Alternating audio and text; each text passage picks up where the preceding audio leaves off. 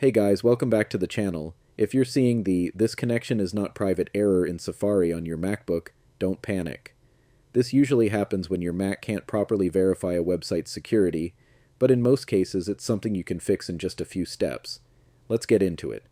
One of the most common reasons behind this error is incorrect date and time settings on your Mac. So first, click on the Apple logo in the top left corner of your screen, then select System Settings.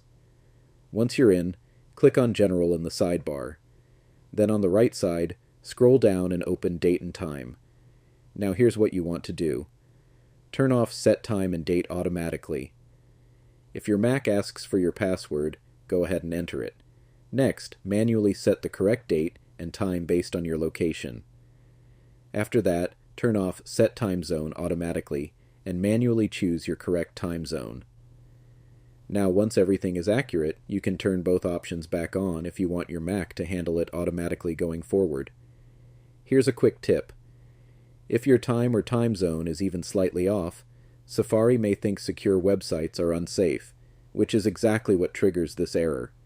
So this small fix can make a big difference. Now close System Settings, go back to Safari, and refresh the page. In most cases, the error should be gone. If it's still showing, try restarting your Mac or switching to a different network, just to rule out any connection issues. Alright, that's it for this video. If this helped you, make sure to like, subscribe, and turn on notifications for more simple and practical Mac tutorials. Thanks for watching, and I'll see you in the next one.